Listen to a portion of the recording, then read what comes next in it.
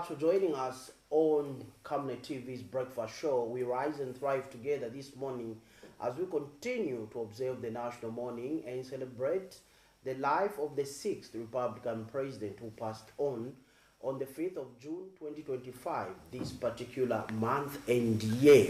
Thank you so much to our viewers that are joining us. I'm Tapelo Joe Smarter. Now later on, we'll be joined by NAREP Acting National Secretary, Mr. James TINDWA, to discuss a number of issues surrounding NAREP and the nation at large. But for now, we'll go into zooming headlines to find out what our newspapers are saying this particular morning. Okay, we go straight to the Daily Nation. Now, the Daily Nation comes with a headline that reads, "Someday, ECL's remains will come." Now, that particular statement obviously is attributed to Learned Counsel Makebi Zulu, who had a press briefing yesterday where it was disclosed that the remains of the 6th Republican president will not be coming back to Zambia as earlier scheduled, that they will be in the country on the 18th of June. However, that did not materialize yesterday due to government and the family not coming to an agreement. Initially, they had agreed upon the terms and conditions on how the body should be repatriated to Zambia. However, yesterday, that agreement fell off. We saw earlier government through the Secretary to the Cabinet, Mr. Patrick Kangwa, issuing a statement. Then after that, we saw Counsel Makebi Zulu, the family spokesperson of the 6th Republican president, issuing a statement as well to that effect. Let's go to another daily tabloid.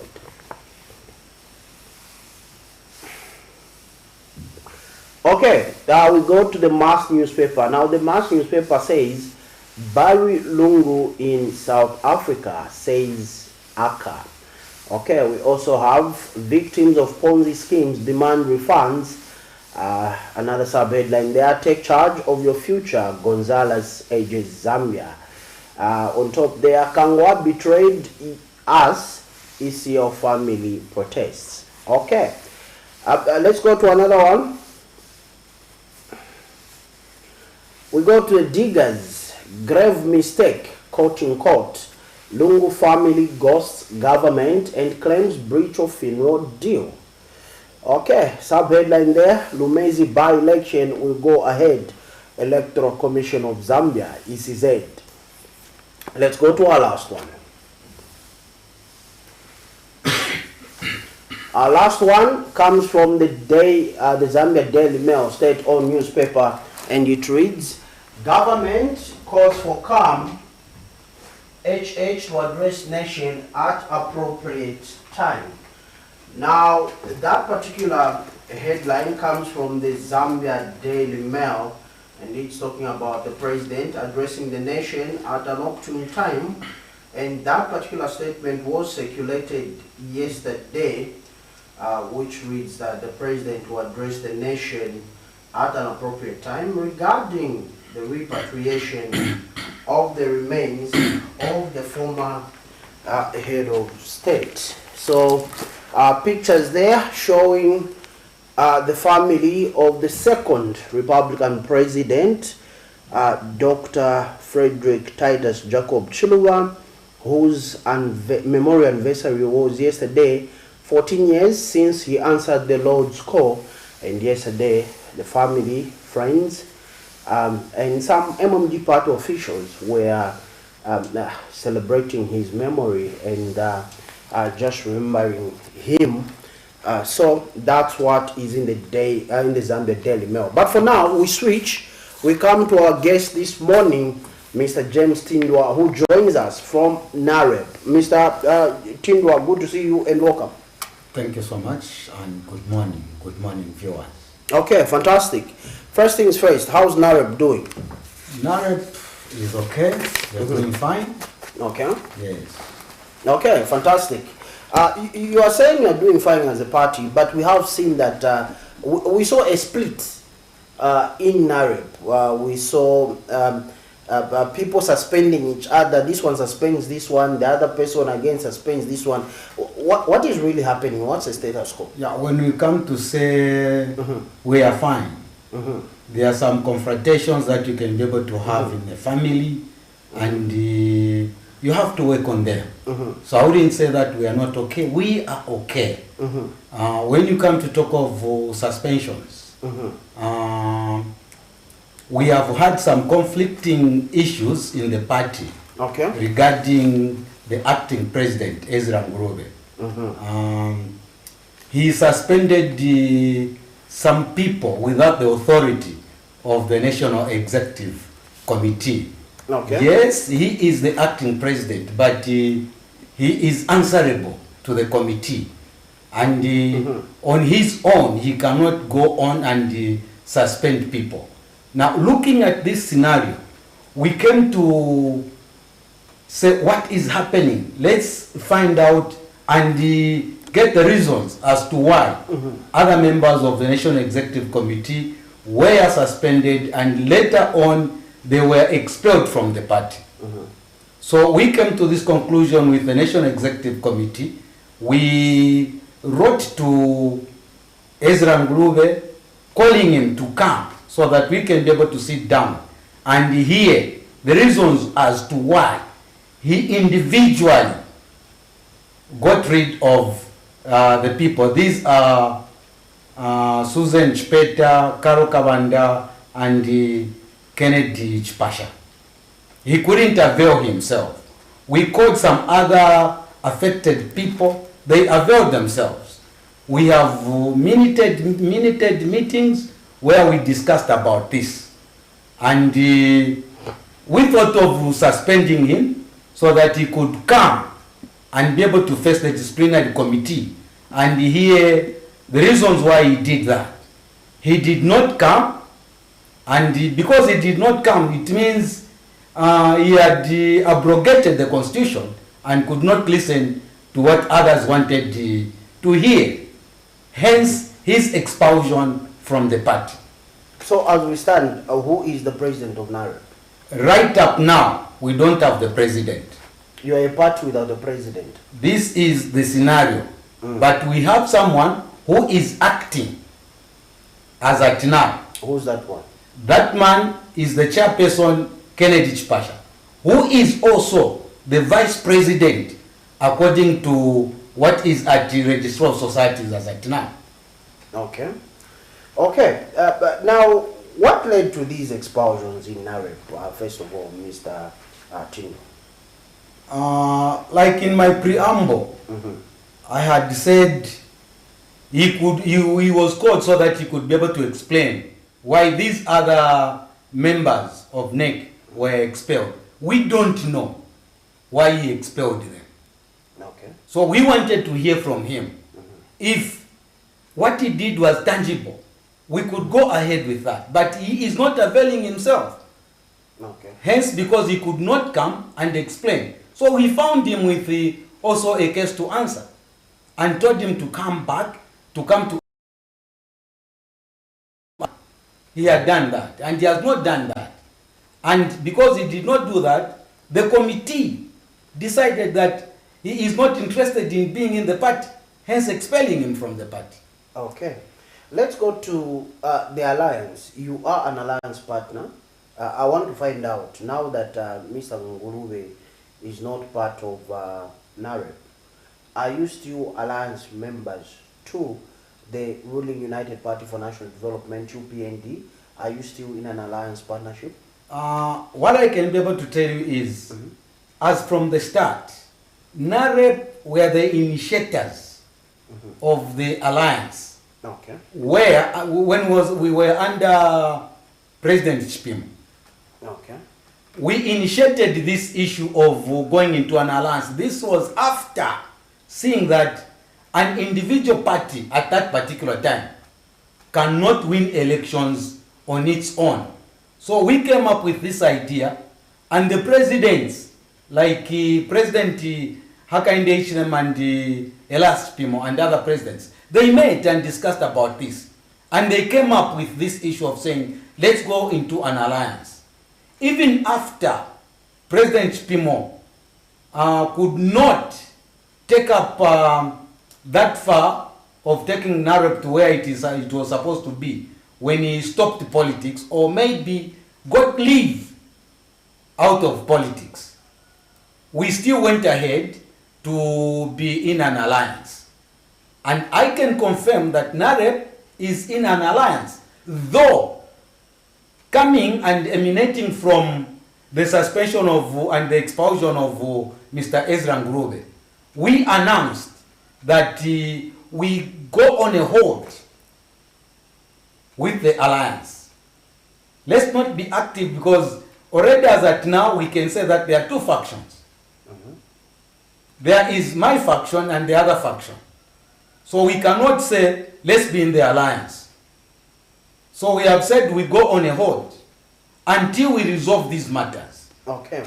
So putting it in black and white, Mr. Tindwa, currently you are not in any political alliance. We are not in any political alliance. With the UPND alliance, we are on hold, awaiting on what we are going to discuss. Okay. All right. Viewers, you can come through and give us your contributions, messages through our social platforms. We are streaming live on Facebook, YouTube, and on the Kenstream app. Remember, we are channel 106 on the Topset decoder. Please come through on the number that is displayed on your TV screen and give us your views. Remember, we're still continuing observing National Mourning for the late 6th Republican President of the Republic of Zambia, Dr. Edgar Chagwa Lungu. Now, on this particular platform, I'm still with Mr. James Tindwa, the Acting National Secretary for National Restoration Party, which is NAREP.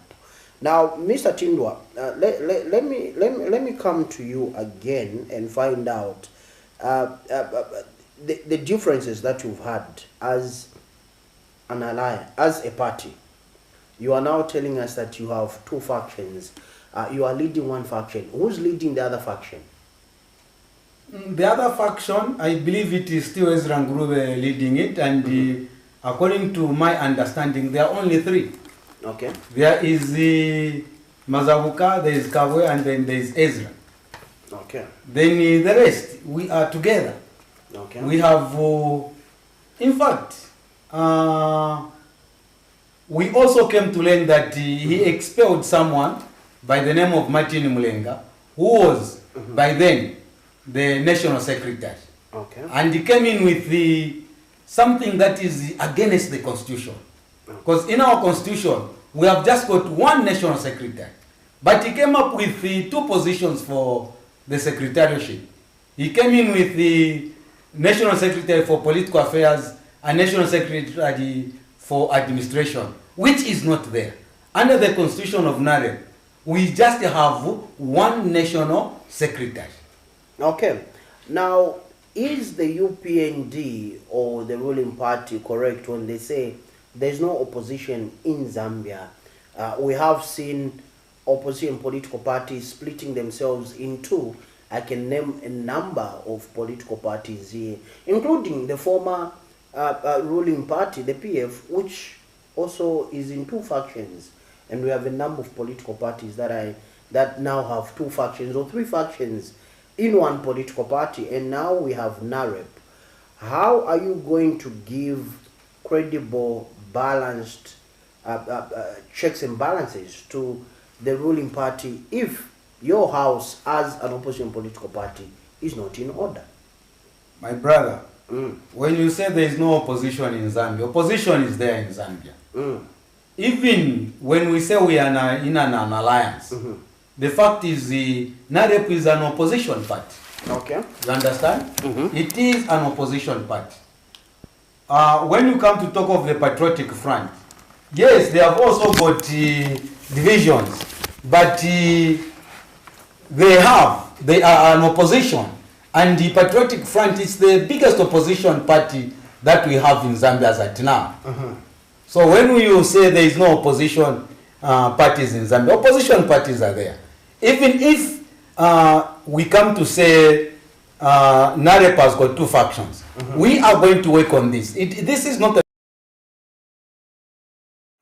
because of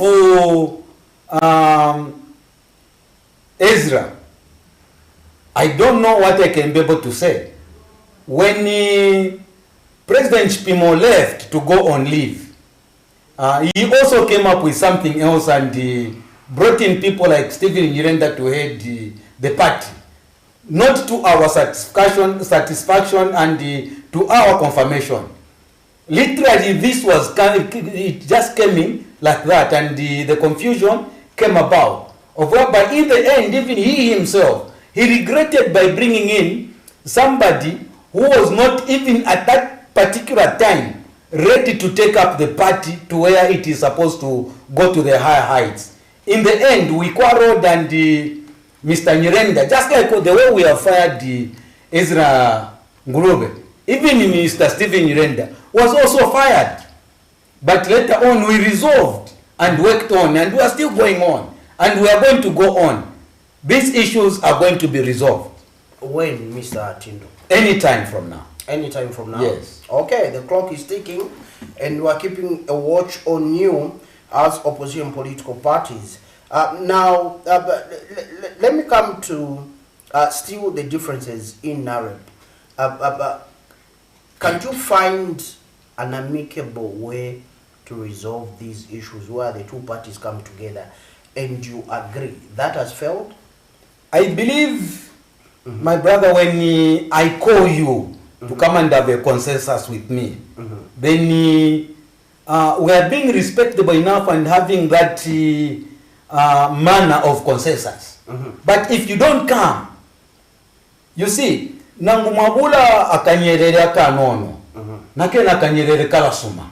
Okay. Because namkanyanta. But when you don't avail yourself, what is there to do? Is to go to separate ways. Okay. If Mr. Nyirenda had, Mr. Ngurube had availed himself to the committee, would have come up with something. These are young men whom we are supposed to teach some of these things, some of these ethics, that this is the way to go. Don't just differ with people. But if we are not finding a solution to that, we get rid of that person. We get rid of that person. It means that person is not ready to work with you. Okay. And the majority rules. Okay. Mr. Tindwa, you were in an alliance now which is on hold as NAREP. Let me find out, how are you looking at the issue of the high cost of living, and how are you addressing it as NAREP? My brother, this is something that we should be able to be talking about as Zambians. The issue of poverty in Zambia is very high. Okay. It is very high. Some of you, because you are very young people, this is a different generation. You don't know where Zambia is coming from. Okay. Zambia is coming from somewhere very far. Like I will tell you, the time when I was growing, such issues of poverty were not there. Okay. Inoishitabantu baliko kupose chimbala. Inene wafyerwe kuri bashmaini. Twalipose fimbala. But this time, because of poverty, the economy of Zambia is not okay. Why is the economy of Zambia not okay? It's because there is no production. If we had production, things would be able to be working well in Zambia. There are issues like in my own personal view and capacity that I don't agree with. Like I will tell you, I was brought up on the mines, on the copper belt in Kalulushi. Okay. Where things were very okay, the mines were viable. But just coming after 1991, when we went into multi-party democracy, things went wrong, and they are still wrong. We fought hard that we bring in the UPND alliance so that we could be able to have a change. Okay. But that change is not forthcoming. In my own understanding, I don't even believe that we should hand over mines to people that we call as investors, when we are able to do that on our own. We've got mining engineers, people that worked on the mines for a very long time when there was ZCCM. And ZCCM, people would dispute that it was not doing well, but to my understanding, as someone who was brought up on the copper belt on the mines, ZCCM was doing well and Zambia was viable. The only problem that we had at that time is because Zambia was a landlocked country. But as at now, Zambia is a landlocked country. So if we had the resources of whereby we could be able to work on, like into agriculture, do something, start up some companies like the way the Kaunda regime, may the sort of late President Kaunda saw in rest in peace. This man, we should be able to appreciate, he did very well because he was able to create industries in different provinces of Zambia. You see, as at now we are talking of coming up with batteries, when in actual fact we had already a company that was making batteries and would have done very well by doing that, because batteries as at now are on demand. We had companies whereby we were able to produce tires, but as it is as at now, Zambia is dead. We need to resurrect Zambia. What can we do to resurrect Zambia? Yes, a very good question. That's why us, as National Restoration Party, we are going, when we come into power, we are going to restore whatever has gone dead. For example, I will tell you, we had Lenco. Such companies should be able to be revived. We should be able to have rope. We should revive such type of companies. Mansa Batteries, Mwinunga Canary, we should revive them. Just like we late President Edgar Chagwalungu started doing. May he so rest in peace, although we're having conflicts on... anyway, I picked about that one, because let me not discuss a lot about that one. Let me talk about this. But they had started, for example, they had started a cashew nut growing in Western Province. Even in Mwinulunga, they had started the cannery, so that we could be able to have, we're having soft drinks, orange pineapple drinks. We used to have that in Zambia, better than those that we're having as at now, that are being imported from South Africa and other countries. When we had Tip Top was a very good drink. We just wanted to improve on that one. Okay. Not having these drinks that we're having as at now, coming from outside Zambia. That is a shameful thing. We should get rid of that. We should be able to be doing things on our own. To be liberalized. Well, despite that, the economy has got to be liberalized. When we come to talk of liberalization, yes, we go into private hands, but that does not mean that the government should go into sleeping. That's why we should have a competition.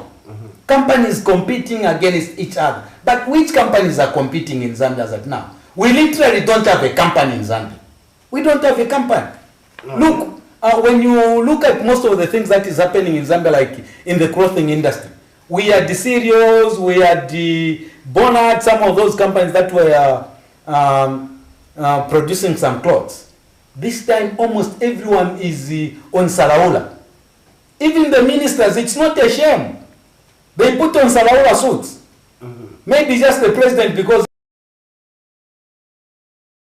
literally almost everyone, when we have got the resources that we can be able to use in Zambia, so that we can be able to revamp companies like cereals.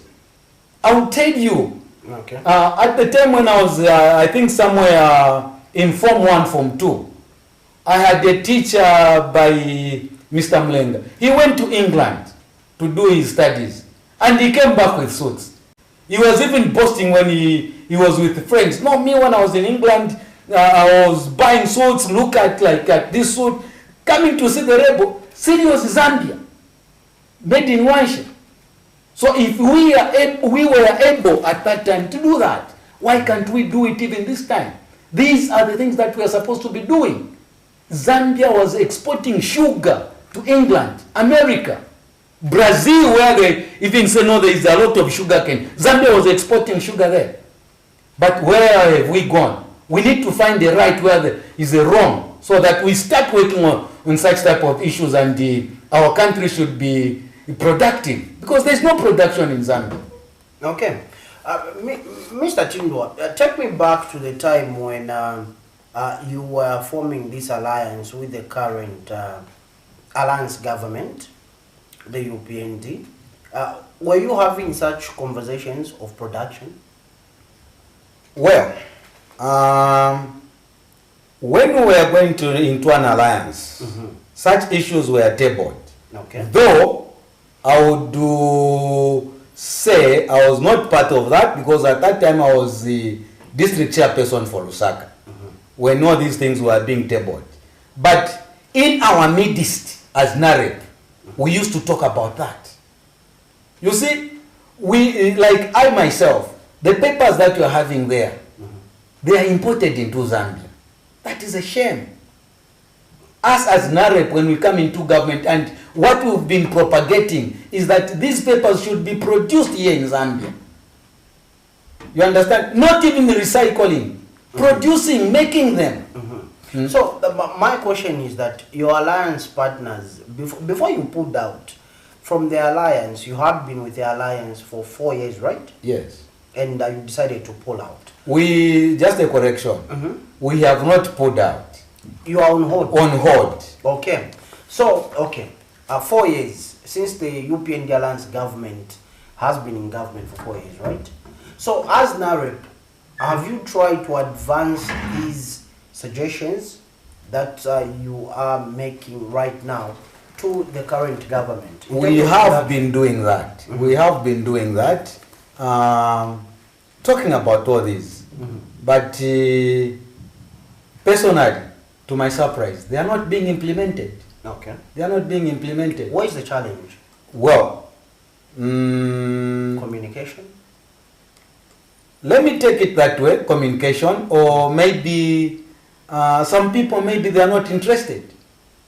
Because like, if I take you back to the Kaunda regime, we had leaders that had Zambia at heart. Okay. I can give you an example of the late Kebi Msokotwane. May he so rest in peace. There was a time when the dollar rose up and the Coca-Cola concentrate became very expensive. And it was not easy to get a Coca-Cola drink. Imagine. This is where the formation of Copper Belt Bottlers, when Copper Belt Bottlers was told to start making local drinks, that was TikTok. You understand? It was because there was no copper concentrate in the country, and it was expensive to buy copper concentrate. Dr. Kaunda, a listening president, was challenged by Kebi Msokotwane that we can have local drinks. And for sure, Kebi Msokotwane advising the president, they agreed upon something whereby he went to Germany, where some machinery were bought and were installed at Copper Belt Bottlers in Kitwe. And an investment was made in the farmers so that they could grow more mangoes, pineapple, oranges, and some other fruits, so that Zambia could be able to make drinks out of those fruits. And that was done. It was done, my brother. It was done. And that thing can be done even now. I don't know where we've gone wrong in Zambia. Where are we lagging behind? I'll take you to different parts of the country. Let's start with Central Province. We had companies that were manufacturing sacks, such as the Kabwe Industrial Fabrics, KIFCO, like they used to call it. It was privatized.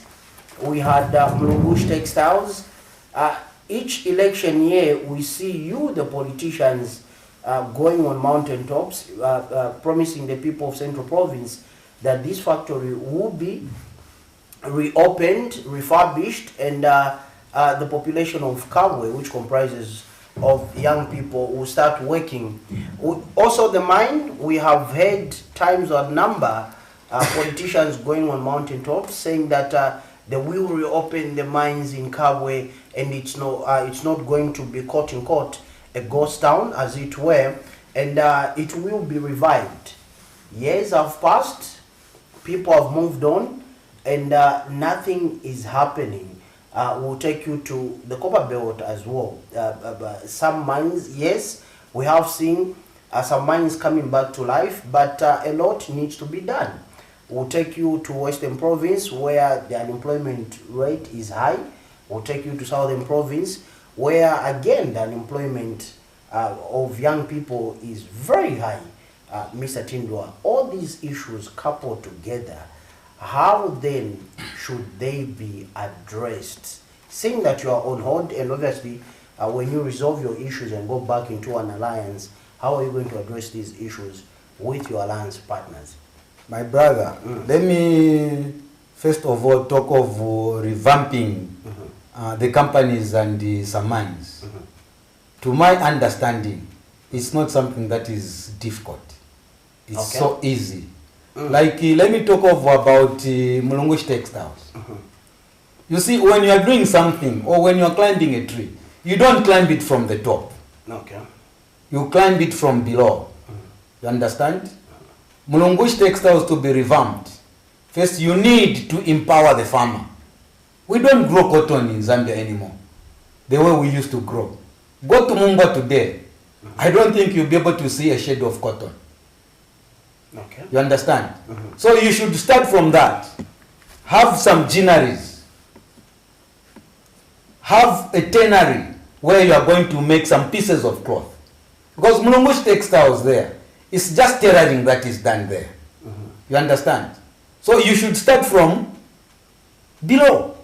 Not just rushing to go and tell people that we are going to employ you. No. Start from the farmer. Empower them. So when you do that, then these things are going to work. And then you've been talking about liberalization. When we say let's talk about liberalization, it doesn't mean that you leave the private entity to work on its own. No. Even the government should work. The government as at now is the biggest employer, but it's just in the civil service. You see, like Kaunda had a lot of corporations. We had the Findeco, Mindeco, Indeco, working in all that, bringing in some investors, but not of whereby you deprive the Zambian. Are you then suggesting that we go back to socialism because socialism failed? No wonder that the world over rejected it. But are you saying, Mr. Tindwa, that we go back to socialism because currently we are in a capitalist economy? And if you look at major economies around the world, including the United States themselves, they run a capitalist economy. Are you saying we'll regress back to socialism? My brother, when we are talking about capitalism and socialism, yes, we are into capitalism, but this does not mean that the government should go into sleep. Okay. You understand? We should compete, the private sector and the public sector.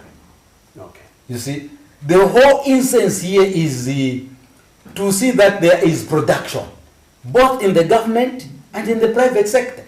But we are lying behind because we don't have production. You go and tell an investor who is going to come into Zambia, do the mining. When they do the mining, produce some copper, gold and whatever, money does not remain in Zambia.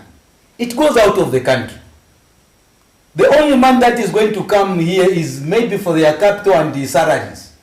That is what they bring back to Zambia. We should have money in our coffers. And that money must be used accordingly. So that each Zambian should be able to get something out of that.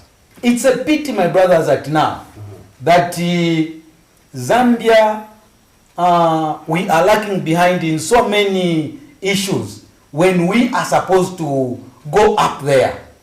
You see, a country like Rwanda, I laugh at myself at times. What is happening? That we are not able to have places, or we are not able to do like Rwanda is doing. Although some people would say, no, because Kagame there is using some military influence or whatever. But no, that is not the way we are supposed to be as at now. Especially now that Zambia is a land-linked country. Okay. Mr. Tindwa, let me find out from you. We have seen you, the politicians, before you get into the corridors of power, or before you become a ruling party or alliance, you have these brilliant ideas. Like you speak like you are speaking right now. We saw that with the MMD, the hour has come. We saw that with the PF, more money in your pockets. We've seen this with the UPND. Change has come, or time for change is now, forward thinking. However, little is being done after you make all these pronouncements as politicians. When you form government, you begin to give us excuses. We never realized it was this hard to run the economy. We never realized it's this hard to govern a number of so much people. Why do you change once you come into power? We saw this with the MMD. We saw this with the PF. We are seeing this with the UPND. 4 years down the line, they are still trying to figure out their way into the political landscape of Zambia. What really happens? Is it difficult to run government? My brother, to run government is not difficult. Okay. It's not difficult. Then why the challenges? This is where I'm coming to. This is where I'm coming to. I will tell you, in the olden days, in the 60-something, 70-something, 64, under Kaunda, UNIP, they had the manifesto, and they promised the Zambians that they are going to do miracles when they come into government. When they get rid of the foreigners that were running Zambia. Out of principle, quote me very well, out of principle, Kaunda and his cabinet were able to change the face of Zambia. You understand? Were able to change the face of Zambia. Even now, out of principle, the face of Zambia can be changed. Like I am telling you today, this morning, if NAREP was ushered into power, like me, not cheating about, not basking or doing whatever, but saying truthfully, when we say we are going to restore what has been stolen, we'll have to do that. And we'll do it. It is out of principle. Let me also tell you one thing. According to my own research now, not as NAREP, but me as James TINDWA, to my own research, I would tell you that from 1991, we had the people that were trained economic assassinators. Okay. You understand? Trained economic assassinators by the West. Because Kaunda wanted to be independent, all things to be done in Zambia. Some of the smelters that have been depleted as at now, it's Kaunda that we brought them on board. Because he didn't want copper to go in a raw form the way it goes as at now. He wanted it to be, things to be made. That's why we come up with a company like Zamefa. You understand? So that we can be able to have finished the products. He was doing that out of principle. And he was not an economic assassinator, but he was an economic developer. You understand? But I will tell you that people like the late President Frederick Chiluba and his team were economic assassinators. They did not come to develop Zambia. They came to destroy. I would tell you, if you go in Marambo Road, there was a lot of noise there. Because there were some companies that were working.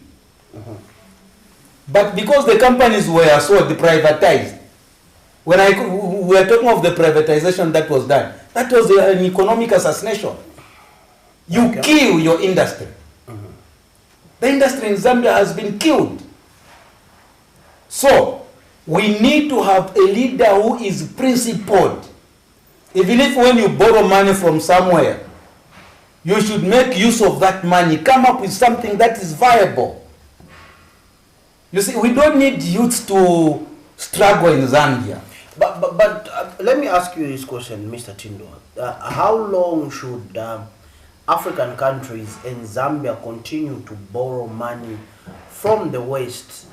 When the West borrows you money, we don't see that money trickling down to the ordinary Zambian. We don't see that money being used for the intended purpose.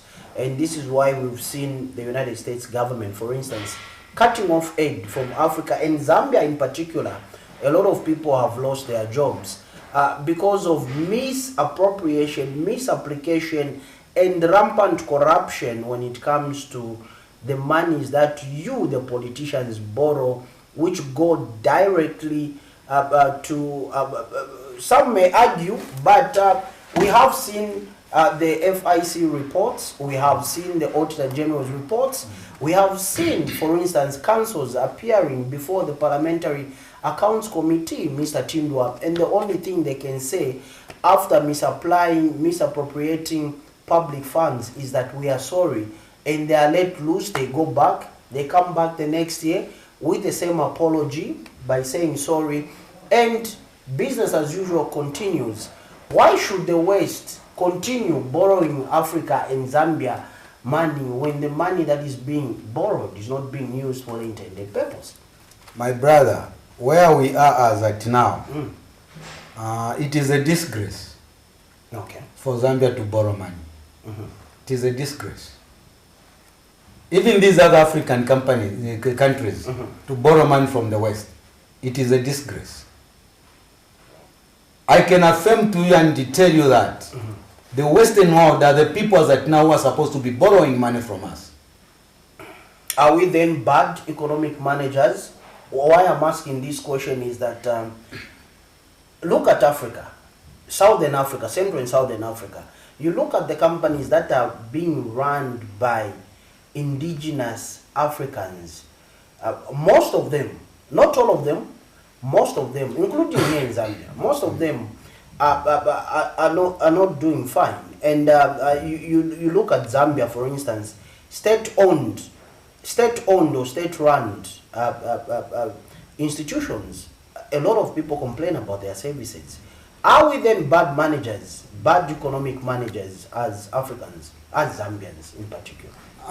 In my preamble, I told you that we've had the leaders who are economic assassinators. That is what I said. Okay. We have leaders that side with the Western power. If we don't side with the Western power, like me, James Bisantindwa, people from the West come to me that let's work together with you, and then I should get something more from my country. I'm being unfair.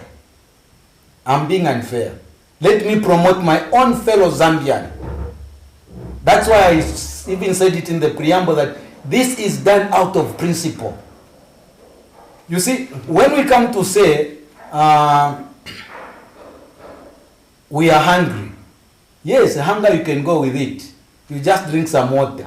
As long as you know that tomorrow I will be able to harvest from there. Something good will come up. No citizen in Zambia will refuse when you say, let's tighten our belts. It has been done before. Mr. Tindwa, let me find out from you. We have heard this song of accusing the West of twisting political leaders each time they come to a negotiating table. However, why should the West be accused when, for instance, you have control over Constituency Development Fund, which was increased from 1.6 to 25 million. It's now at 30.1 million kwacha.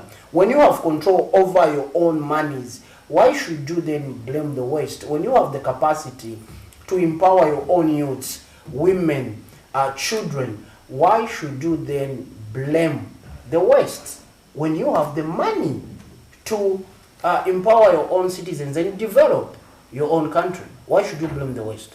Do you know why I come to blame the West? The West coming into our country, they will manipulate you alone, not as a group.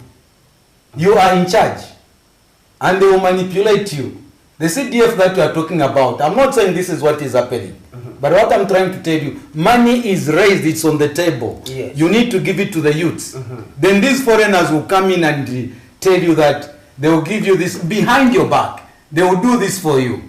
Now, that is done because people are not principled. But a principled person would deny that. So, I can give you an example of, I'm always going back to the UNIP era. When the Chinese came to build the Tazara rail line, you understand? They worked on the Tazara rail line very well with Zambians, and Zambians trained. What the Kaunda regime did was to get the Chinese go back to their country. The Yugoslavians, they built roads in Zambia, places like Findeko, those were built by Yugoslavians. A lot of things. But after they finished, they told them to go back. Excuse me. And then, when they were doing all that, in these companies, where the Zambian companies like Mindstone, which was being run by BY, the late famous BY Mwila. Zambian companies were working there. BY was able to employ some Zambians in his company, plenty of Zambians. Be subcontracted to do some works with these foreign companies. But as at now, that does not happen. If that was happening now, Zambians would have been independent. They would have started their companies on their own. Okay. My other question to you is, yes, you are referring to the Kaunda period, when one, the population of Zambia was very small. Two, illiteracy levels were very high then. Now, fast forward to now, we have a lot of graduates, or the population has tripled. We are now sitting at 20 plus million people, Mr. TINDWA. How then do we begin to sort out these socio-economic challenges that Zambia is currently facing without pointing an accusing finger on the West or on any politician,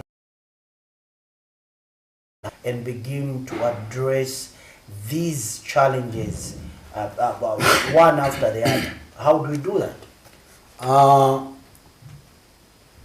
Why is it that the government carries out a census? I'm asking you that question. The reason why the government carries out a census is to know the population. Okay. And then make a plan. So let's not be crybabies that because the number of people in Zambia has increased. No.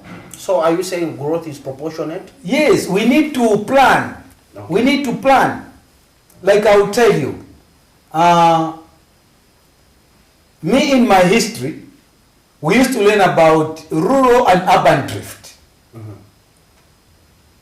Why were people coming from the rural areas to the urban areas? And when they were coming to the urban area, the population in the urban area started increasing. So what was the solution to sort out that problem? The solution to sort out that problem was to go and create companies and empower people in the rural areas. You understand? And then when you create employment and empower people in the rural areas, they will stay there. And others again from the urban area, they will move because they are looking for employment. They will move from the urban area to the rural area. And the rural area will start developing. Okay. So the government should be able to plan according to the population. Bring up something that is sustainable, that is going to bring wealthy in the country. You create employment for the youths, not just the government to be the employer, no. Or maybe the civil service to be the employer. We should have other corporations that are going to come up with companies to employ people and then teach people so that they can be able to stand on their own. Me, my father, he worked on the mines for 10 years. And he told me, James, I cannot work any longer. I went to work because I wanted to have something that I can be able to run my own company. Okay. And I was brought up by a family which had a business mentality. Okay. Up to now, I was working. I did not go on retirement. I resigned from work, started doing something on my own. And that is the perspective that I'm also giving to my children. They should not go into employment to retire. Why join politics then? Why joining politics? I joined politics because I want to develop my country. It is so painful where you find that a white person, I was taught by Indians and the white people in school, right? And then because of the political situation, Kaunda developed the mentality of a Zambian and made sure that those Indians and whites that were working in Zambia, Kenyans, Nigerians that were working in Zambia, have got to leave and create space for Zambians to teach their fellow Zambians. And that is the way it is supposed to be. You see, like me, when I'm home, I cry. Why did you cry, Mr. Chindu? I cry because we are leaving everything into the hands of foreigners. You do not have the capacity as Zambians. No, don't say that we don't have the capacity. The capacity we have. Why is it that Kaunda came up with ZCCM? He came up with ZCCM because we had the capacity. He started, Kaunda regime started running a lot of, like you said, of Kifiko. It's because they had the capacity. So we need to have that knowledge that we can be able to create our own capacity, not to depend on foreigners. But we have seen, let's have an honest conversation, Mr. TINDWA, as we wind up. We have seen Zambians that are brilliant, Zambians that are CEOs in international banks. Yes. Zambians, some are even women running these international banks. We have seen Zambians who are renowned physicians, surgeons, that are doing extremely well. And also, on the flip side, we have seen Zambians that are terrible at managing companies. We have seen Zambians who've been given a company to say, you are now the managing director, run this company. Within 3 years, the company was run down. Now, looking at the two Zambians who are doing well, who are focused, and Zambians who are reckless, and most of these Zambians who are reckless and rejects are the ones that find their way into politics and they end up into positions of power. Do you agree with me? Yes, I do. Okay. We've allowed them to get into our politics after seeing them run down the companies that they were running, or after being fired from their places of work because of insubordination, because of being unruly. And now they've found their way into politics. They are now in parliament. They are now in these ministries. And these are people that we've allowed to sit over the years. I'm not only referring to the UPND or the PF, but over the years, since 1991, like you are saying, we have seen them get into our politics and infiltrate our politics. And these are the people that we've allowed to run and manage this company, quote-unquote company called Zambia, when they failed to run companies in their own individual capacities. What confidence then should we have in such kind of people? Because obviously they've failed in their own private lives. Why should we entrust them with running the affairs of the country? From 1991 up to date, we've seen this happen. Mr. TINDWA, how do we change the narrative? What do we say, now let's put a new paradigm shift to this whole circus? My brother, the best thing to do, you should create an enabling environment. Who should do that? Yes, the people in power should create an enabling environment. When they fail to do that in their private capacities? Not that they have failed. What you have to do, even the government, what they are able to do, because you are a journalist as at now working here, because the way you were brought up in your home, your parents created space and strictness that you should go to school and achieve what they wanted you to do. And that's why you are here today. Okay. Equally with the government, when I'm a leader, I should create an enabling environment, then my eye should be able to be on you. If you make a mistake, I should just be there and say, Bwana, here you have made a mistake. You are not doing well. I give you space to do well. If you don't improve, why should I keep you? I should get rid of you. Okay. I need someone who's supposed to come and improve the situation, not to destroy. Things are destroyed because you don't put an eye on it. You understand? You, when you are being brought up, your parents made sure that you are at school. You were dodging at school. Your parents will find out that he is dodging.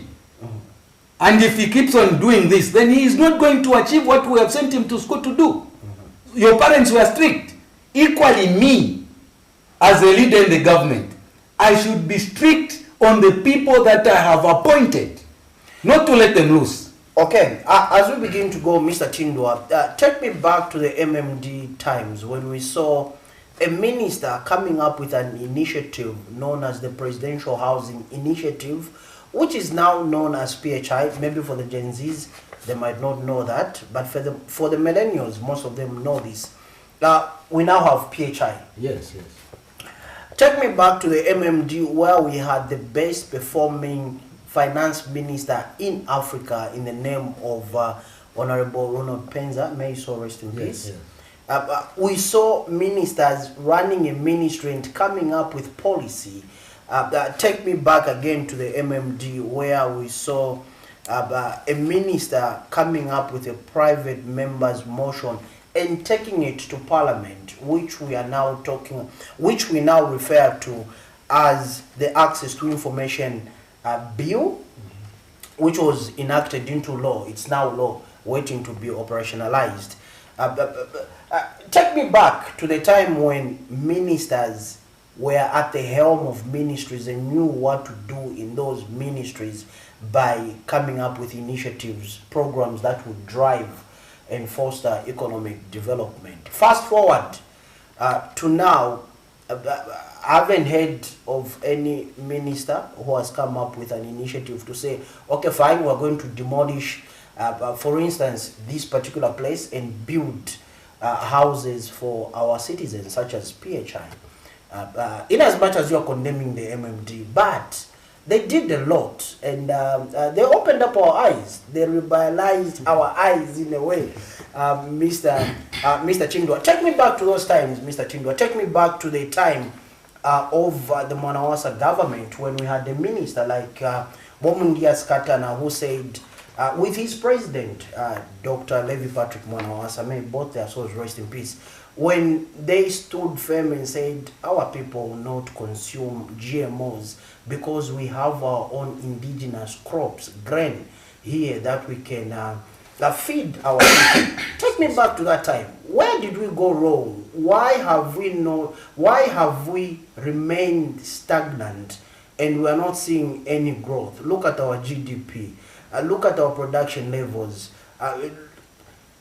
Everything that has to do with Zambia is going down. What is really happening, Mr. TINDWA? How can we rise from this economic malaise that we are in as a country? My brother, I told you before that this is out of principle. Okay. It's out of principle. You know, Kaunda, the people that are talking about the Ronald Penza, Mundia Skatana, and others, Mianda, those were principled people trained by Kaunda. Okay. And when they saw that there was not something good or tangible that was coming out, they rose up and said, no, let's do this. But little did they know that within themselves, there were some manipulators. You understand? There were some manipulators. They were able to come up with viable projects like the PHI, which is very good. And I see no reason as at now, why even when we are talking of the CDF, Lusaka City Council doesn't have houses.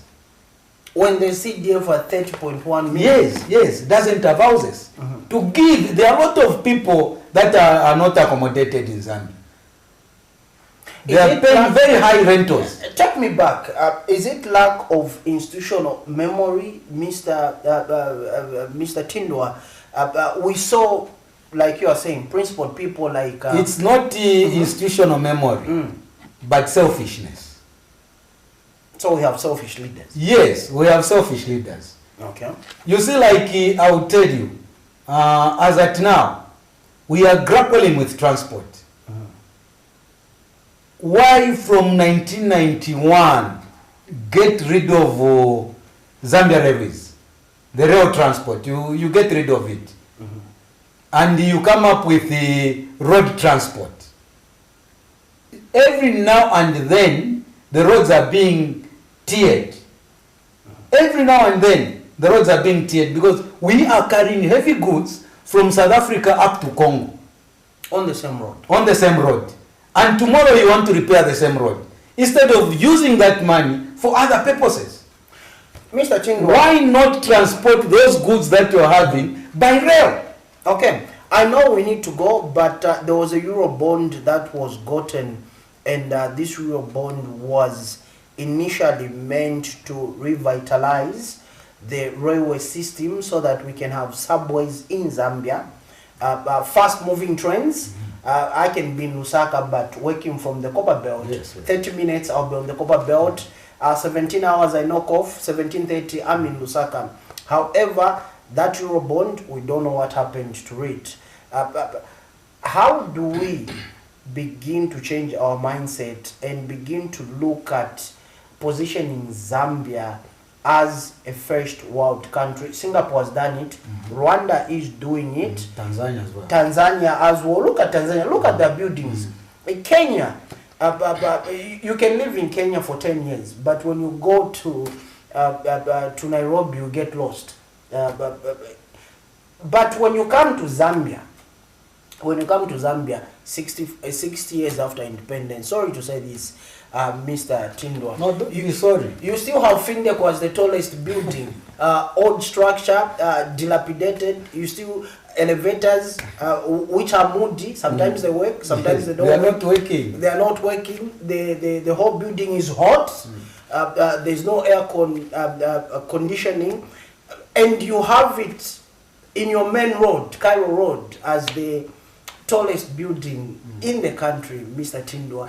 How do we move away from such thinking and from such underdevelopment to a first world country? What's the secret? What's the key? We've seen other countries doing it. Why don't we get their models and implement them locally as we go? I will encourage you as the Gen Zs to wake up. Okay. You see, the liberation of Zambia was started by old people, and they failed.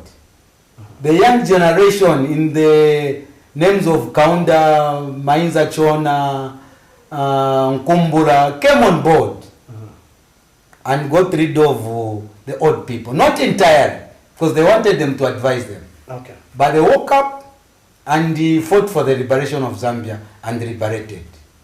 The Gen Zs, you people as at now, you can be able to do that. You have seen that the old people are selfish.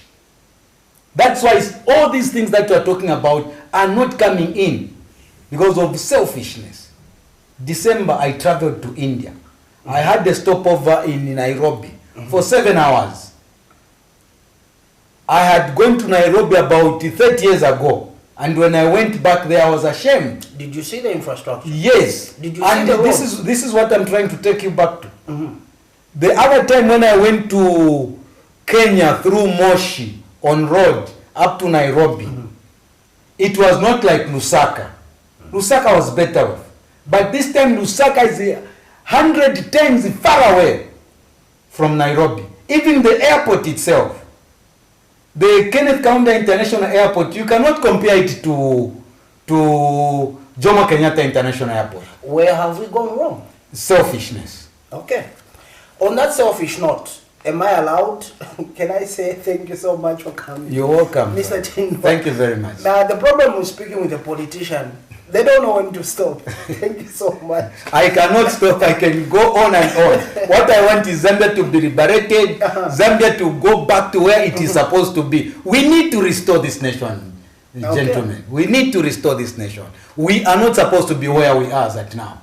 Understand? How does it make if I can tell you, in 1968, 69, 1970, I will tell you a pound was equal to 1 kwacha. Exactly. But as at now, because we are not having production, we don't have things to sell, we don't have money in the Bank of Zambia. There is nothing.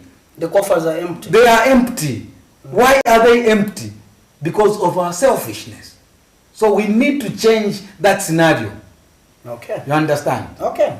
Mr. TINDWA, thank you so much for coming and sharing this conversation with us this particular morning. We appreciate you and thank you to NAREP for allowing you to come through. Thank you very much. It's been a pleasure. Okay. Thank you. There you have it, viewers. That was Mr. James TINDWA, our guest. You can just take a seat. Our guest this morning, we are discussing Zambia, NAREP, and a lot of issues bordering on national development. Now, we continue to commemorate the life of the late 6th Republican President, Dr. Edgar Chagwa Lungu. We are still in national mourning. We'll see you when you see us. Thank you so much to my director upstairs and my guest and NAREP as a party. We'll see you when you see us. I'm Tapelo Joe Sparta. Good morning.